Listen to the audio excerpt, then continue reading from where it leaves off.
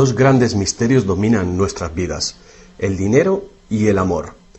¿Qué es el amor? Es una cuestión que ha sido largamente explorada en libros, en canciones, en películas y en televisión. Pero no se puede decir lo mismo sobre la cuestión de qué es el dinero. No es de extrañar que las teorías monetarias no hayan generado ninguna película taquillera, pero que ni siquiera se haya mencionado en las escuelas es algo que debe ser analizado con detenimiento. Para muchos de nosotros, saber de dónde procede el dinero puede ayudar a afrontar el mito de la creación del dinero y la emisión del papel moneda. Lo que mucha gente cree es que el dinero lo crea el gobierno. Es cierto, pero solo hasta cierto punto. Estos metales y papeles que generalmente asociamos al dinero son, en realidad, creados por una agencia ligada al gobierno federal, llamada la Casa de la Moneda. Pero la mayor parte del dinero no es creado por ella, sino que lo crean en grandes cantidades cada día corporaciones privadas conocidas como bancos. Muchos creen que el dinero que prestan los bancos es el que han dejado en depósito sus clientes. Esto es lo que se cree, pero no es la verdad. En realidad, los bancos crean el dinero que prestan no de sus ganancias ni de los depósitos, sino directamente de la promesa de los prestatarios de devolverlo. La obligación del prestatario en un papel de préstamo incluye que debe pagar lo prestado más un interés. De lo contrario, perderá la casa, el coche o lo que sea. Es un gran compromiso por parte del prestatario. ¿Cuál es el compromiso por su parte del banco? El banco solo inventa dinero que no posee y lo escribe en la cuenta del prestatario. ¿Suena raro? Pero así es. Para demostrar cómo este milagro de la banca moderna llegó a existir, atiende a esta sencilla historia. Es el cuento de los Goldsmith. Hace un tiempo, casi cualquier cosa se utilizaba como dinero. Tan solo tenía que ser portable y suficiente gente tenía que tener fe en que después se podría intercambiar por cosas que todo el mundo valorara, como comida, ropa, ollas, conchas, piedras preciosas, semillas de coco, bonitas piedras e incluso plumas. Todas ellas fueron utilizadas como dinero. El oro y la plata eran atractivas, ligeras y fáciles de llevar, así que algunas culturas se especializaron en trabajar estos materiales. Los trabajadores del oro, los Goldsmith, recuerda este nombre, lo pudieron convertir fácilmente en monedas, estandarizando las unidades de oro en función de su peso y de la pureza, hasta certificarlas. Para proteger su oro, los Goldsmith necesitaban una caja fuerte, y pronto sus vecinos llegaron a su casa para pedirles que les alquilaran un espacio donde guardar su dinero y sus joyas. Al poco, los Goldsmith acabaron alquilando cada estantería de su caja fuerte y cada pequeña cantidad de dinero depositada se convirtió en dinero en sus manos. El tiempo pasó y los Goldsmith hicieron una inteligente observación. Los depositantes raramente volvían a recuperar físicamente su oro, y nunca todos a la vez. Esto se debía a que usaban los cheques de los Goldsmith para comprar en el mercado como si fuera el propio oro. Este dinero de papel era mucho más eficaz que las pesadas monedas, y la cantidad podía ser simplemente escrita en lugar de la laboriosa una por una de las monedas para cada transacción. Mientras tanto, los Goldsmith crearon otro negocio. Prestaban su oro introduciendo un interés. Al tiempo que su papel moneda empezaba a ser aceptado, los prestatarios comenzaron a pedir sus préstamos en forma de estos cheques en lugar del metal. Su industria se expandió mientras más y más gente les pedía guardar su oro, lo que dio a los Goldsmith una idea todavía mejor. Sabía que muy pocos de sus depositantes sacaban su oro alguna vez, así que los Goldsmith pensaron que también podrían escribir más cheques ahora en función de los cheques del oro que habían dejado los depositantes en su cámara, además del oro de los depositantes que guardaban propiamente. Así, con tal de que devolviese el oro a los depositantes que lo desearan recuperar, nadie se daría cuenta del truco. Lo que no se sabe, no se siente. Y los Goldsmith, ahora más banqueros que artesanos, hicieron un mayor negocio del que podrían haber hecho prestando únicamente su propio dinero. Durante años se hicieron un beneficio secreto fabuloso, con los intereses de los depósitos de todos sus vecinos.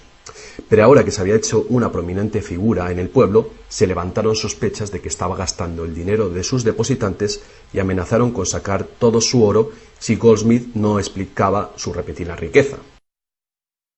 Al contrario de lo que se podría pensar, esto no afectó a su fortuna. A pesar de la duplicidad patente de su truco, su idea funcionó porque los depositantes no perdieron nada de su oro. Estaba seguro en la cámara de Goldsmith. En vez de sacar su oro, los depositantes acordaron que Goldsmith, ahora convertido en su banquero, debía compartir la fortuna que habían contribuido a crear, otorgándoles un interés por su oro. Esto fue el comienzo de la banca. El banquero pagaba un pequeño interés por el depósito del dinero de otra gente que después prestaba a un interés mayor. La diferencia cubría los costes de operación del banquero y su beneficio. La lógica del sistema parecía sencilla y cubría la necesidad de las personas de crédito. Pero esta no es la manera en la que trabaja la banca hoy en día.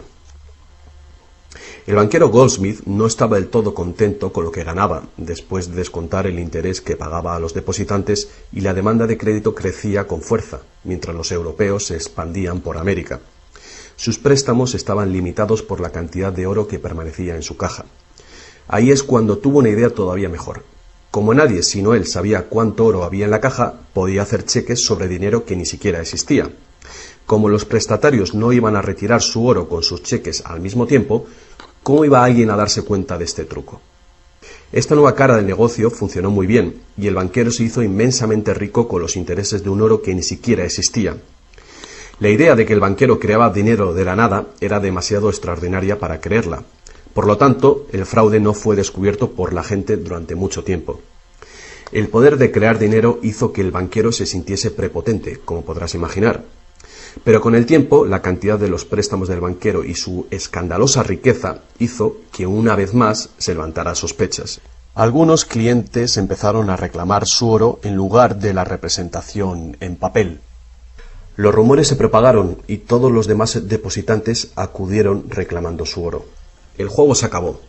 La marea de propietarios de cheques intentando recuperar su oro creó largas colas, y el banquero no tenía oro y plata suficiente para devolver a sus legítimos propietarios. Esto se llama el pánico de los ahorradores, y es lo que todo banquero teme que suceda. Este fenómeno puede suceder en un determinado banco, pero afecta a la confianza del público en todos los demás banqueros. Todo hubiera sido mucho más fácil si, antes que nada, se hubiera prohibido la creación del dinero desde la nada. Pero las grandes cantidades de crédito eran esenciales para la expansión de los países europeos. Así que, en lugar de prohibir esta práctica, fue legalizada y regulada. Así que los banqueros acordaron poner límites a la cantidad de dinero fraccionado que pudieran hacer. El límite sería mucho mayor que el verdadero valor del oro y plata depositados. Lo normal era $9 artificiales por $1 en oro, es decir, real. Estas disposiciones fueron controladas mediante inspecciones por sorpresa. También se acordó que, en caso de un crack financiero, los bancos centrales apoyarían a los locales con inyecciones de dinero en oro.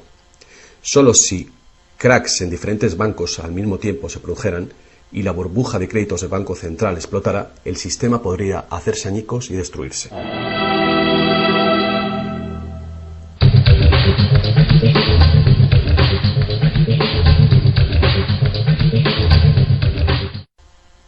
A lo largo de los años, el dinero fraccionado y su sistema integrado por un banco central regulador se ha convertido en el sistema bancario dirigente del mundo.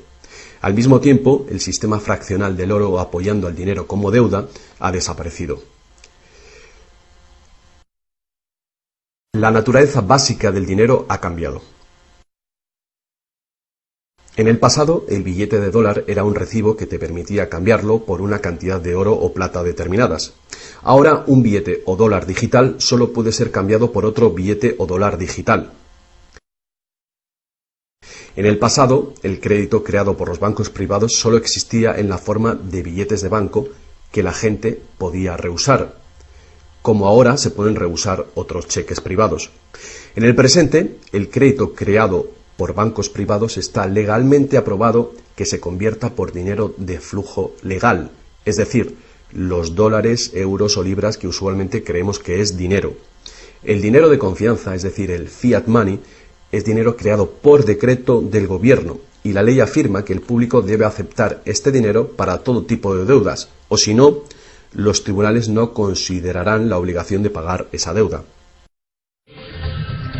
Así que ahora la cuestión es, si tanto los bancos como los gobiernos pueden crear dinero, entonces, ¿cuánto dinero existe?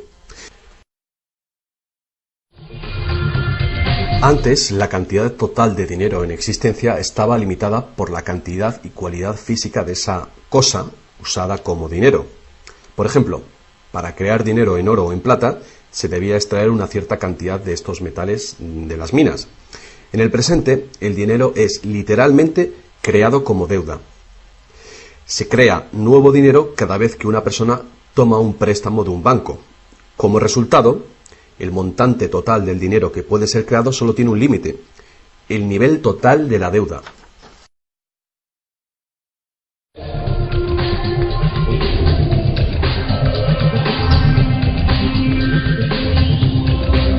Los gobiernos ponen una disposición adicional para limitar la creación de dinero, imponiendo reglas conocidas como requerimientos fraccionales de la reserva.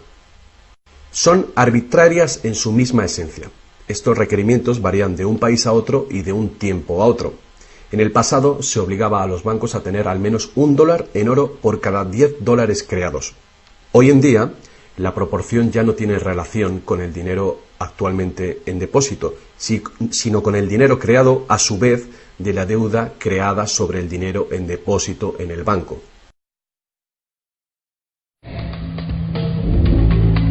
Actualmente, las reservas de un banco consisten de dos cosas: la cantidad del dinero del Estado o equivalente más la cantidad existente de dinero deuda que el banco tiene en depósito. Para ilustrar esto de una manera simple, imaginemos que ha abierto un banco nuevo y todavía no tiene depósitos.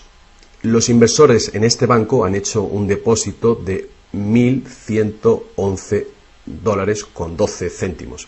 Este es el dinero existente en el Banco Central, que llamaremos principal. La proporción de dinero en reserva es de 9:1. Paso 1. Las puertas se abren y el banco da la bienvenida a su primer cliente. Necesita $10.000 para comprar un coche. Con la proporción de 9:1, el nuevo banco necesita que el Banco Central le permita crear 9 veces esa cantidad, o $10.000, desde la base de la deuda contraída por la solicitud de préstamo del cliente. Esos $10.000 no se sacan de ningún lado. Es nuevo dinero simplemente tecleado en un ordenador como crédito del banco en la cuenta del cliente. El cliente tiene que firmar ese crédito para conseguir el dinero para comprarse el coche. Paso 2. El vendedor entonces deposita estos 10.000 nuevos dólares creados en el banco. Al contrario que el dinero creado por el gobierno, depositado en el Banco Central, este nuevo dinero creado por el crédito no puede ser multiplicado por la proporción de la reserva. En lugar de ello, es dividido por el ratio de la reserva, en una proporción de 9:1. Un nuevo préstamo de $9.000 puede ser creado sobre la base del depósito de $10.000. Si esos $9.000 son depositados por una tercera persona en el mismo banco que lo creó en uno diferente, se convierte en una base legal para un tercer asunto de crédito bancario, esta vez por la cantidad de $8.100. Al igual que con las muñecas rusas, cada nivel contiene un pequeño dólar dentro de otro pequeño dólar. Cada depósito contiene el potencial para otro pequeño crédito en una infinita serie decreciente. Si el dinero del préstamo creado no es depositado en el banco, el proceso se detiene. Esta es la parte impredecible del mecanismo de creación de dinero basado en la deuda. Pero lo más probable es que el nuevo dinero creado en cada paso será depositado en el banco, y el proceso de la proporción de reserva de dinero se repetirá una y otra vez hasta que los $100.000 de nuevo dinero se hayan creado dentro del sistema bancario. Todo este nuevo dinero se habrá creado enteramente desde la deuda, y el proceso entero habrá sido autorizado legalmente por el depósito inicial de $1.111,12 que todavía permanecerán en el Banco Central.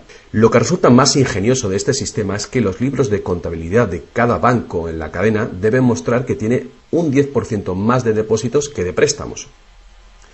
Esto da a los bancos el incentivo de adquirir depósitos para poder hacer préstamos, apoyando la impresión común pero falsa de que los préstamos proceden de los depósitos. A menos que los sucesivos préstamos estén depositados en el mismo banco, no se podrá decir que algún banco en particular haya pasado su límite inicial de 9-1 creando deuda de la nada. De cualquier manera, el sistema bancario es un círculo cerrado. El crédito bancario que crea un banco se convierte en el depósito en otro y viceversa. En un hipotético mundo de perfectos intercambios, el efecto último sería exactamente el mismo que si todo el proceso tuviera lugar en un solo banco. Esto es, el depósito en reserva inicial de $1.111,12 permite recolectar intereses por valor de más de $100.000 que el banco nunca ha tenido.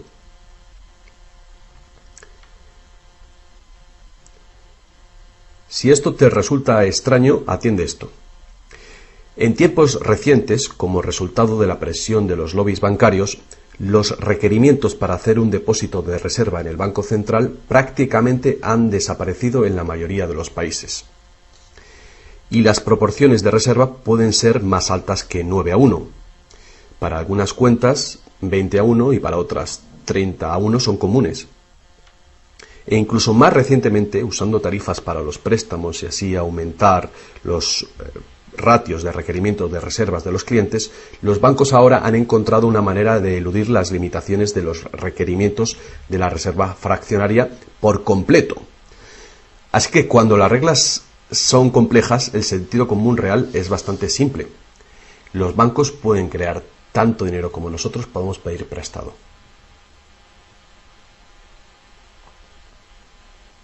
A pesar del interminable proceso de creación de dinero que hemos visto, tan solo alrededor de un 5% es el tipo de dinero creado por la Casa de la Moneda de entre todo el dinero que hay en circulación. Más del 95% de todo el dinero en el mercado hoy ha sido creado por alguien firmando una solicitud de endeudamiento con un banco. Y lo que es más, este dinero bancario de crédito es creado y destruido en grandes cantidades cada día, según se conceden nuevos préstamos y los viejos son pagados.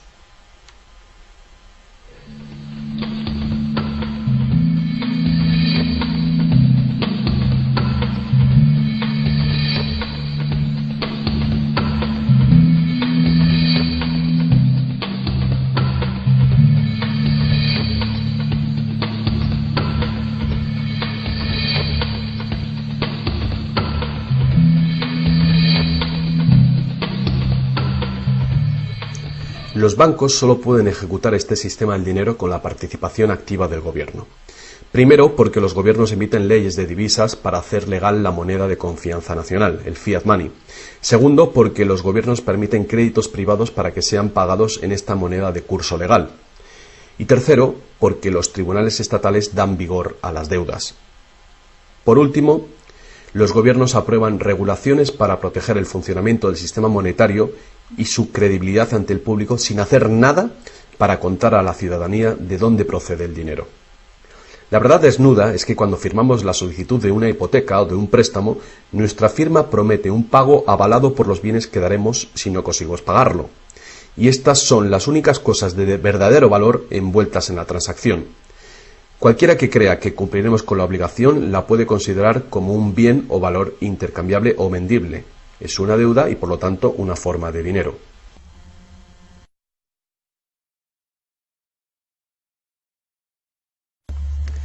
Es el dinero que el prestatario intercambia por lo que el banquero llama préstamo.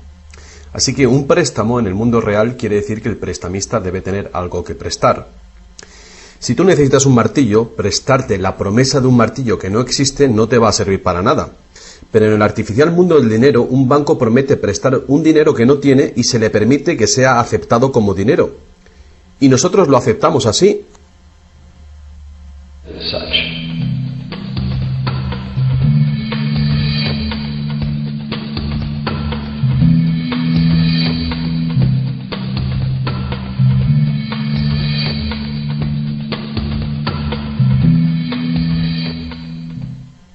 Una vez que el prestatario firma la solicitud de préstamo, el banco lo consigna como una transacción en su ordenador, con unas cuantas claves, escribiendo una deuda del prestatario con el banco. Desde el punto de vista del cliente, se convierte en un préstamo de dinero en su cuenta, porque el gobierno permite que esta deuda del banco con el cliente se convierta en dinero gubernamental de confianza, el fiat money, que todo el mundo tiene que aceptar como dinero. Otra vez, la verdad básica es muy sencilla. Sin el documento que el prestatario firma, el banquero no tendría nada que prestar. ¿Alguna vez te has preguntado cómo todas las instituciones, el gobierno, las corporaciones, los pequeños negocios, las familias, pueden estar todos en deuda al mismo tiempo y por esas cantidades tan astronómicas? ¿Alguna vez te has preguntado cómo puede haber tanto dinero al mismo tiempo para prestar? Bien, ahora ya lo sabes. No lo hay. Los bancos no prestan dinero, simplemente lo crean de las deudas, y esa deuda es potencialmente ilimitada, tanto como la emisión de moneda. Y la situación opuesta también es verdadera. ¿No es asombroso que a pesar de la increíble riqueza de recursos, de innovaciones y productividad que nos rodean, casi todos, desde los gobiernos hasta las compañías y los individuos, estén en graves deudas con los banqueros? Si la gente se parara a pensar cómo esto puede suceder, ¿cómo puede ser que la gente que produce la verdadera riqueza en el mundo estén en deuda con aquellos que únicamente prestan el dinero que representa la riqueza? Todavía más alucinante es que una vez que te das cuenta de que el dinero en realidad es deuda, nos damos cuenta de que si no hubiera deuda, no habría dinero.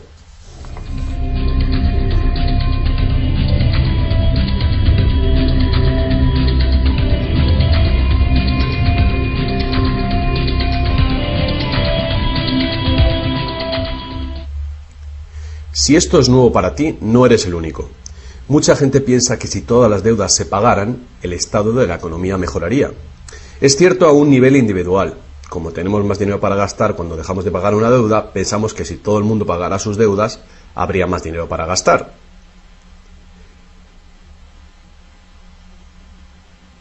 Pero la verdad es justamente la contraria. No habría dinero de ningún tipo. Así es. Somos totalmente dependientes de renovar continuamente el nivel de crédito bancario para que haya dinero en existencia. Sin préstamos no hay dinero, que fue justamente lo que pasó durante la Gran Depresión en Estados Unidos. El suministro de dinero se cortó drásticamente, al tiempo que los suministros de préstamos se cortaban.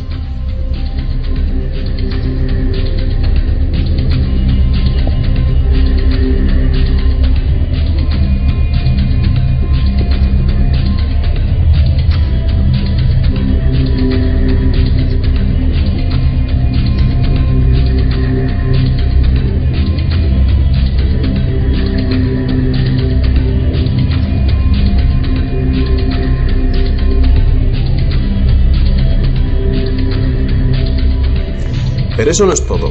Los bancos solo crean la cantidad del dinero principal. No crean el dinero con el que pagar los intereses. ¿De dónde se supone que viene todo este dinero?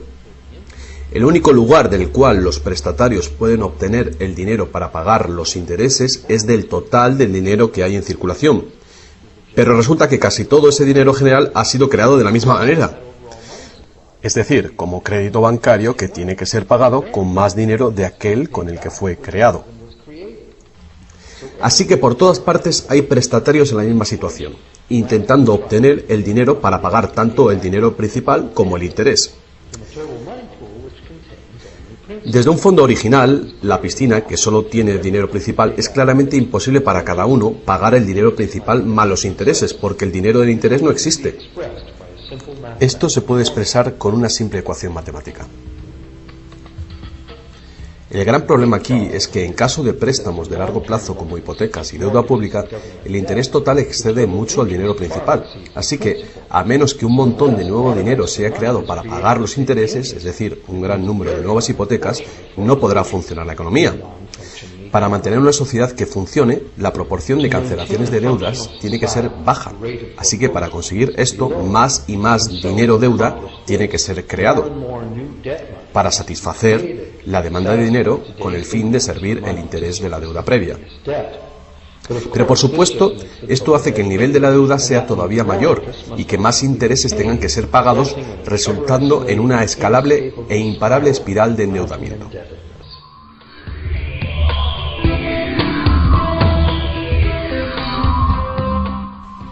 Tan solo el lapso de tiempo entre el dinero creado procedente de los nuevos préstamos y su devolución evita la bancarrota del sistema entero.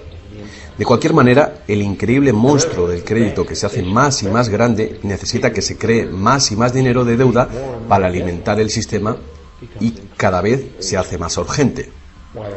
¿Por qué los intereses son tan bajos? ¿Pueden los intereses bajar más?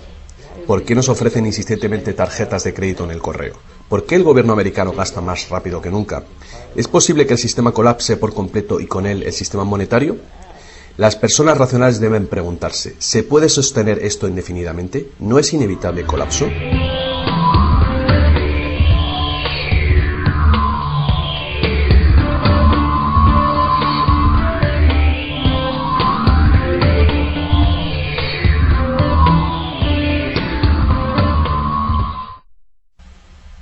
El dinero facilita la producción y el intercambio de bienes. Cuando el suministro de dinero se incrementa, el dinero se convierte progresivamente en menos valioso, a menos que el volumen de intercambios y de suministro de dinero crezcan en la misma proporción. Hasta que nos damos cuenta de esto, cuando escuchamos que la economía crece a un 3% por año, creemos que lo hace en una constante regular, pero no es así. El 3% de este año representa un 3% más de intercambio de bienes y servicios que hace un año, porque es un 3% del nuevo total. En vez de una línea recta como imaginamos sobre las palabras, es una curva exponencial que es cada vez más inclinada. El problema, por supuesto, es que el crecimiento perpetuo de la economía real requiere un perpetuo y escalable uso de los recursos naturales. Más y más cosas tienen que ir desde los recursos naturales hasta los basureros cada año para evitar que el sistema colapse. ¿Qué podemos hacer ante esta terrorífica situación? Una cosa, necesitamos un nuevo concepto del dinero. Es tiempo de que más gente se pregunte a sí misma y a sus gobiernos 4 preguntas muy simples. A lo largo del mundo, los gobiernos piden prestado dinero con interés a los bancos privados. La deuda del gobierno es un componente principal dentro de la deuda total. El pago de esos intereses hace que el gobierno tenga que cargar a los ciudadanos con más impuestos.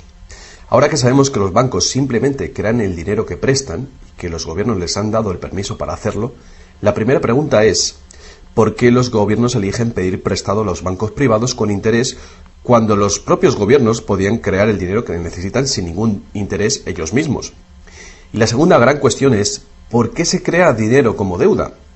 ¿Por qué no se crea dinero que circule permanentemente y que no tenga que ser represtado con intereses para existir? La tercera, ¿cómo puede un sistema monetario funcionar solamente con un crecimiento perpetuo y acelerado y poderse considerar una economía sostenible? ¿No es lógico que el crecimiento perpetuo y acelerado y la sostenibilidad sean incompatibles? Y finalmente, ¿qué es lo que hace que nuestro sistema económico sea tan dependiente del crecimiento perpetuo? ¿Qué es lo que necesitamos crear para que nuestra economía sea sostenible? Hubo un tiempo en el que cargar con interés al préstamo se llamaba usura y era susceptible de severas penas, incluida la muerte. Todas las grandes religiones prohibían la usura. La mayoría de los argumentos contra la práctica de la usura eran morales. Se entendía que la única función legítima del dinero era la de ser un medio de intercambio de bienes y servicios. Cualquier manera de ganar dinero procedente del dinero se consideraba labor de un parásito o de un ladrón. Sin embargo, al tiempo que aumentaban las necesidades de crédito en el comercio, el argumento moral cedió paso al razonamiento de que prestar representa riesgo y pérdida de oportunidad para quien presta, y por lo tanto, cobrar por este coste era justo. Hoy en día, estas ideas parecen triviales. Actualmente, la idea de ganar dinero del dinero se considera la mejor ocupación que hay. ¿Para qué trabajar si tu dinero puede trabajar por ti? Sin embargo, para tener un futuro sostenible, queda claro que el cobro de interés es un problema moral y práctico al mismo tiempo. Imagínate una sociedad y una economía capaces de perdurar siglos porque en lugar de acaparar sus reservas capitales de energía, se autorrestringiera según sus ingresos actuales. Ya no cosecharía más madera que crezca en el mismo periodo. Toda la energía sería renovable, solar, eólica, gravitatoria, magnética, y las demás que se descubran. La sociedad se sostendría dentro de los límites de sus recursos, ya que reutilizaría o reciclaría todo y la población se mantendría. Tal sociedad no podría existir si estuviera dependiente de un sistema monetario que a su vez depende del crecimiento acelerado perpetuo. Tal economía sostenible necesitaría un sistema monetario también capaz de sostenerse sin crecimiento. Digamos que todo el dinero en circulación se representa por este círculo. Además, imaginemos que los prestadores de dinero también tienen dinero verdadero para prestar. Pero si algunas personas dentro del sistema empiezan a prestar dinero cobrando interés por ello, entonces su parte del suministro total del dinero aumentaría. Y si siguen prestando todo el dinero que se devuelva, cobrando siempre interés por ello, ¿cuál sería el inevitable resultado? Ya sea oro, dinero, confianza o de deuda, no importa, los prestadores de dinero acabarían con todo el dinero. Y después todos pasaríamos a estar en quiebra y ellos acabarían con toda la propiedad real. Solo si los beneficios de prestar dinero con interés fueran equitativamente distribuidos entre la población, se podría resolver este problema. Fuertes impuestos sobre los beneficios de los bancos podrían posibilitar este equilibrio, pero entonces no habría incentivo para los bancos. Si fuéramos capaces de liberarnos de la situación actual, podríamos imaginar la banca como un servicio social sin ánimo de lucro. Diseminando sus beneficios a la sociedad como un dividendo universal de los ciudadanos, prestando sin cobrar interés alguno.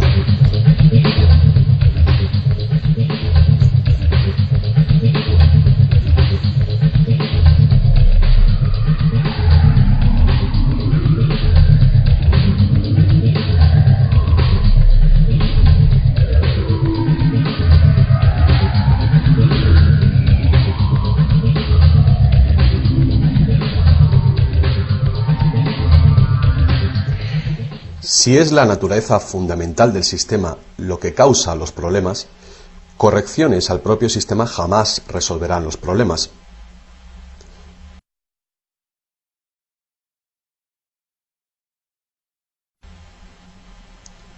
El sistema en sí debe ser reemplazado. Muchos críticos del sistema monetario hacen llamamientos a la vuelta al estándar del oro, insistiendo que el oro tiene una larga historia de confianza. Pero ignoran las muchas trampas que se puede hacer con el oro: limar las monedas, alterar el metal, monopolizar el mercado, todas prácticas habituales en la antigua Roma que contribuyeron a su caída. Algunos defienden la plata por ser más abundante que el oro y así más difícil de monopolizar. Muchos dudan de la idea de volver al uso de los metales preciosos en absoluto. Nadie quiere volver a llevar bultos de monedas para ir de compras. Es cierto que el dinero de papel, el plástico, el digital o más probablemente dinero de identidad biométrica tendría el mismo potencial de crear dinero de crédito sin límite, igual que tenemos ahora. Yendo más allá, si el oro fuera nuevamente la única base legal para el dinero, los que no tengamos oro nos quedaríamos sin dinero. Otros críticos del sistema monetario insisten en que la codicia y la deshonestidad son los principales problemas, y que puede haber un sistema más equitativo que volver al estándar de plata o de oro. Muchos grandes pensadores han sugerido maneras alternativas para crear dinero. Muchos sistemas de intercambio crean dinero como deuda de la misma manera que hacen los bancos, pero se hace transparentemente y sin cobro de interés. Por ejemplo, un sistema de trueque expresa la deuda como horas de trabajo, considerando el valor de todo trabajo igual y a la par con el dólar, y así permite que la hora de trabajo sea igualada con el precio del dólar de los bienes y servicios. Este tipo de sistema puede organizarlo cualquier persona capaz de gestionar la contabilidad. La preparación ahora de sistemas de trueque a nivel municipal sería prudente en previsión del inminente colapso del sistema actual. La reforma monetaria, al igual que la reforma electoral, es un tema muy polémico. Es una reforma que requiere una voluntad de cambio y de pensar, fuera del cubículo habitual. La reforma monetaria, igual que la reforma electoral, no vendrá fácilmente, ya que los más privilegiados por el sistema existente actualmente harán todo lo posible para mantener sus ventajas. Ahora que hemos visto que el dinero es solo una idea y que en realidad el dinero puede ser cualquier cosa que concebimos, os presento un único sistema monetario para tu consideración. Este modelo está basado en sistemas que funcionaron bien en el pasado, sistemas en Inglaterra y en Estados Unidos que fueron destruidos por los banqueros Goldsmith con su sistema de reserva fraccional. Para crear una economía basada en dinero libre de interés, el dinero puede ser creado y gastado por el gobierno creando infraestructuras para la economía, tales como carreteras, puentes, ferrocarriles, puertos y mercados públicos. Este dinero no sería creado como deuda, sino como valor. Este valor serían las infraestructuras que pagaron con ello. Si este nuevo dinero proporciona más comercio, requiriendo su uso, no produciría inflación alguna.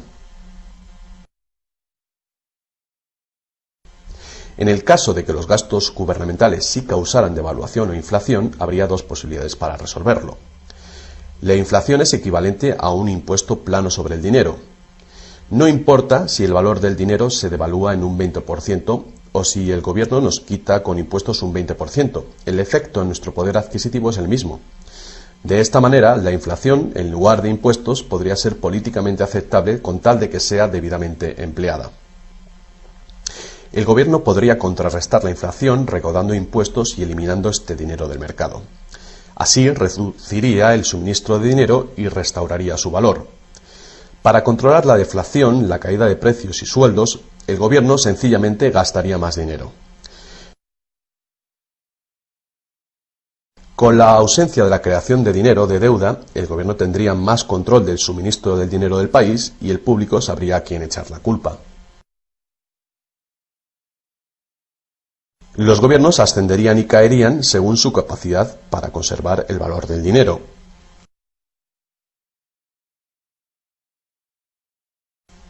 El gobierno dependería de los impuestos como ahora, pero los impuestos llegarían mucho más lejos, ya que ninguna parte de ellos se gastaría en pagar intereses a los banqueros. No podría haber ninguna deuda nacional si el gobierno sencillamente creara el dinero que necesita. Nuestro perpetuo servicio a los bancos pagando la deuda dejaría de existir.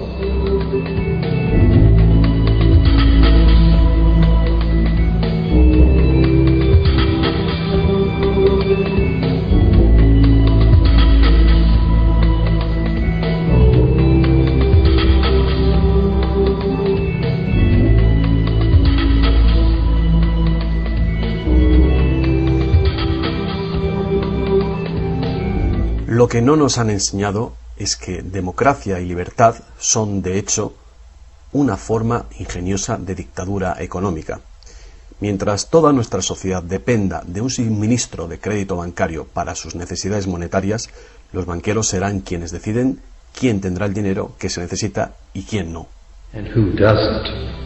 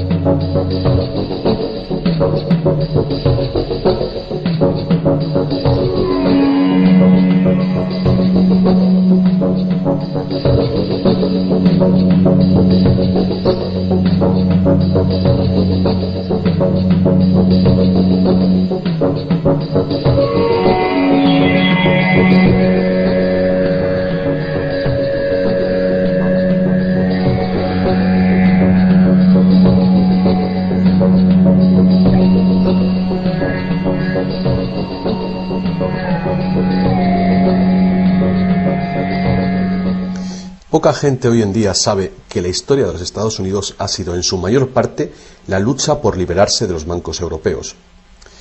Esta lucha llegó a su fin en el año 1913, cuando el presidente Wilson ratificó el Acta de la Reserva Federal, permitiendo así al cártel de banqueros internacionales controlar el dinero de Estados Unidos.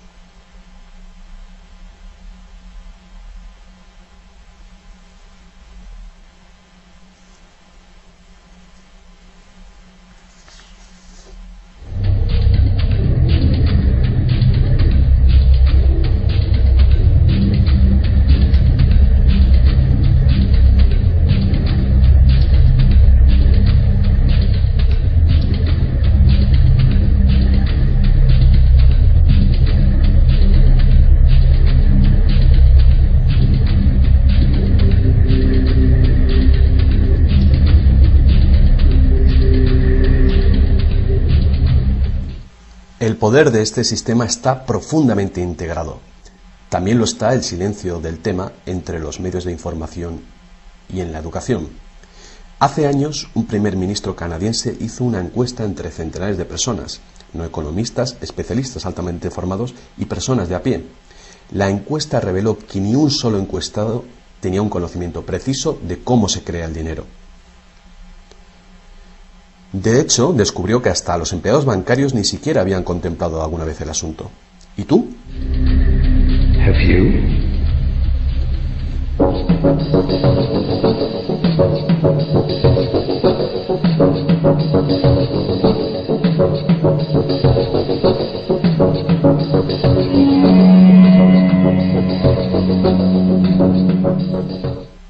El sistema moderno de dinero como deuda nació hace más de 300 años, cuando un decreto real otorgó al primer Banco de Inglaterra el poder de emitir recibos de oro fraccionales con un modesto porcentaje de 2:1.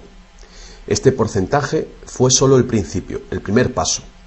El sistema ahora es global, crea cantidades de dinero sin límites desde la nada y tiene a casi todos los seres humanos del planeta encadenados a una cadena de deuda que nunca puede ser pagada. ¿Pudo haber ocurrido todo por accidente o es una conspiración? Evidentemente, algo muy gordo se está jugando aquí.